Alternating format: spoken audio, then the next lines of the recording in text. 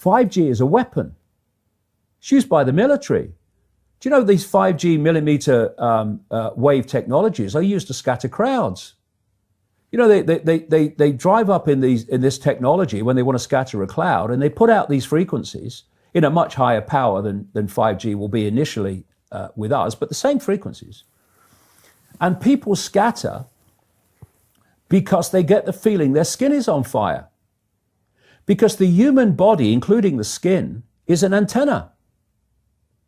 It interacts with frequencies and it receives and transmits information. At the cutting edge of understanding of DNA, scientists know that DNA is a receiver-transmitter of information. And so we are electromagnetic, electrical organisms, transmitters and receivers of information. When our electromagnetic fields are in balance and harmony, we have health. We have psychological health and we have physical health. The reason that this technological society is causing so much psychological and quote, physical disease is because these frequencies, technologically driven, and we live in this Wi-Fi world now and all the phone masts and all the rest of it, these technologically generated frequencies are scrambling the balance of the human electromagnetic electrical communication systems.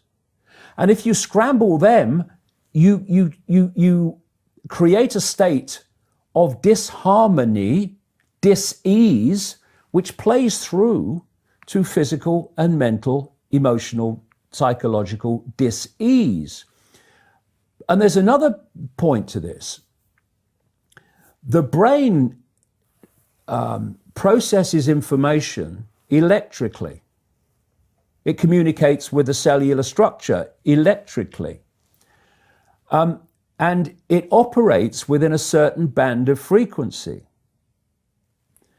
If you can broadcast frequencies carrying information, this technology has long been known, carrying information and perceptions within the frequency that the brain decodes information, the brain will decode those frequencies and will have those perceptions. You can externally, even without connection to AI, although that's the piece de la resistance, if you like, that's the kind of holy grail. But even before that, you can influence people's perceptions externally by broadcasting these frequencies that we interact with, because we are antenna. Okay. Now, some decades ago, there was a guy who worked out the frequencies of different emotional states. This is long ago. I mean, it's very, very sophisticated now. So every thought, every emotional response is a frequency. It generates a frequency, and it is of itself a frequency. Hate is a frequency, and it's different to love. You know, when you are in a room and there's lots of aggression and conflict and hatred, you feel it. What do people say? Oh God, you can cut the atmosphere with a knife in there. That is because the frequencies of hate and conflict have been so generated, they have changed the electromagnetic field of the room.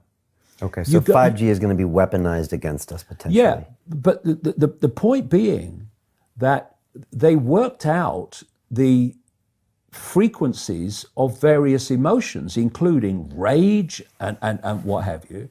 And basically, they can play across a community these frequencies without anyone knowing, and it starts to have an effect, and it starts to build rage, it starts to build anger, and people might not realize why they're feeling it, but they start to feel it. And then what they do is they trigger that with an event. Maybe some guy is attacked by the police or something, or somebody's arrested for something they didn't commit, and now there's the trigger.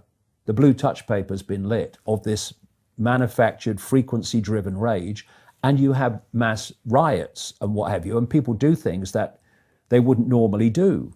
And you can make people depressed. You know, the American military, they've admitted this. They have technology that fires frequencies at the enemy that basically breaks the enemy's spirit, so they give up and put their weapons down. This is the technology we're dealing with.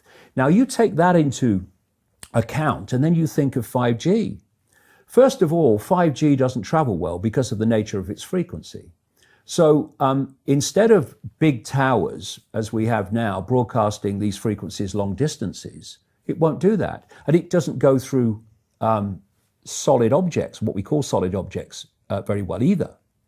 So to overcome that, there are going to be boxes broadcasting 5G, this weapon, down every street, all over the world. You're talking phenomenal numbers of these boxes, broadcasting like on the lamp standard outside your children's bedroom and stuff, broadcasting this stuff. There's no way you'll be able to go where you won't be in a field of 5G. And another interesting thing, I don't know whether you've noticed this, but the story broke, first of all, in Sheffield, when the council started cutting down literally thousands and thousands and thousands of mature trees in urban streets. And there were big protests about it. You know, Sheffield claimed to be a green city, but all these mature trees were coming down, thousands of them. And this is the reason. Sheffield Council has always said there isn't a target for the amount of trees that will be cut down, but campaigners aren't convinced. Now, the worst nightmare, I'm not saying cause and effect, but I'm saying think on it. The worst nightmare of 5G in a street is mature trees, because it can't get through them. They don't want urban trees for 5G because it won't go through solid objects very well at all, and it doesn't travel far. So we're going to have this explosion of 5G transmitters, and then, going back to what I said earlier, and they've admitted this too, there's going to be like 20,000 satellites up there beaming 5G at the Earth.